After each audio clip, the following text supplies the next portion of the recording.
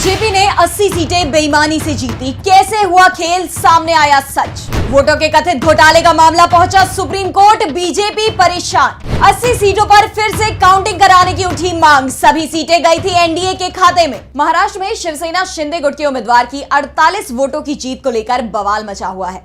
इसे लेकर रोज खुलासे हो रहे हैं, लेकिन अब दावा किया जा रहा है कि सिर्फ मुंबई उत्तर पश्चिम सीट का परिणाम ही सवालों में नहीं है, बल्कि 80 सीटों के चुनाव परिणाम सवालों में है। एडवोकेट नरेंद्र मिश्रा ने तो इसे लेकर सुप्रीम कोर्ट में याचिका ही दायर कर दी है। उन्होंने दावा किया है कि यूपी में 48 लाख वोटों की हेराफेरी की गई है। जो वोट ईवीएम में डाले गए और बाद में 4 जून को गिने गए, उसमें 48 लाख वोटों का अंतर था। अचानक ये वोट कैसे बढ़ गए? अगर ये वोट बीजेपी और उसके सहयोगियों के हिस्से में गए हैं, तो फिर पूरा चुनाव ही फर्जी हो जाएगा। एडवोकेट मिश्रा ने दावा किया कि जो गड़बड़ी यूपी में हुई है, वो पूरे देश में हुई है। और अब आप सांसद संजय सिंह ने इससे भी बड़ा खुलासा किया है। उन्होंने कहा कि पूरे देश में ऐसी 80 सीटें हैं जहां बीजेपी हार रही थी, लेकिन अचानक ही उसे जिता दिया गया। इसके लिए काउंटिंग में जमकर हेराफेरी की गई है। अगर 80 सीटों के चुनाव परिणाम जनमत के हिसाब से आते हैं, तो एनडीए की सीटें 210 रह जाती, जबकि इंडिया गठबंधन को करीब 310 सीटें मिलती। उन्होंने यहां तक कह दिया कि अगर इन 80 सीटों पर फिर से काउंटिंग करा दी जाए, तो नरेंद्र मोदी की सरकार ही चली जाएगी। ईवीएम को लेकर सर्वोच्च न्यायालय और चुनाव आयोग को कोई सख्त निर्णय लेना चाहिए। संजय सिंह ने कहा कि बटन किसी एक पार्टी के लिए दबाया जा रहा है और वोट किसी दूसरी पार्टी को जा रहा है। महाराष्ट्र में ईवीएम का ओटीपी उम्मीदवार के साले के मोबाइल पर कैसे जा रहा था? शिवसेना उद्धव ठाकरे गुट के जो उम्मीदवार जीत रहे थे, उन्हें 48 वोटों से हारा हुआ घोषित किया जा रहा है।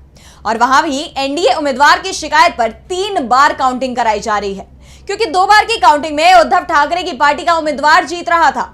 इसलिए तब तक बार बार काउंटिंग कराई गई, जब तक हेरा फेरी कर चुनाव परिणाम नहीं बदल दिया गया। पूरे देश के अंदर ऐसी कम से कम 80 सीटें हैं, जिसको लेकर सर्वोच्च न्यायालय में याचिका भी दाखिल हुई है। अगर ठीक ढंग से काउंटिंग होकर निर्णय आ जाएगा, तो मौजूदा सरकार गिर जाएगी। हम सभी ने देखा कि कहीं पर लाइट बंद कराई गई। इस तरह के कई मामले सामने आए कई जगह से।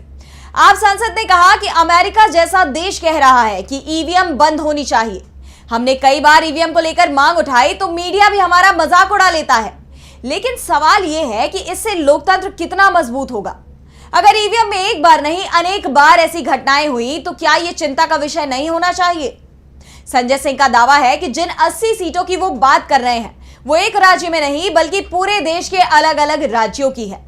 और सबसे बड़ी बात यह कि गड़बड़ी उन राज्यों में ज्यादा हुई है जहां सरकार बीजेपी या उसके सहयोगियों की है।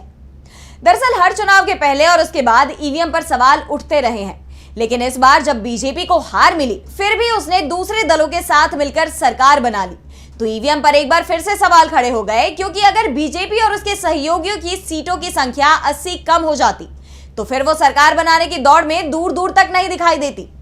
लोकसभा चुनावों में इस बार बीजेपी को सिर्फ 240 सीटें मिली, जबकि उसके सहयोगियों को 53 सीटों पर जीत मिली। जबकि इंडिया गठबंधन ने 234 सीटों पर जीत हासिल की है। यानी बीजेपी और इंडिया गठबंधन दोनों के बीच सीटों का अंतर ज्यादा नहीं था। ऐसे में अगर 80 सीटों पर हेराफेरी का इंडिया गठबंधन के नेताओं का आरोप सही है, तो पूरे मामले की जांच कराई जानी चाहिए।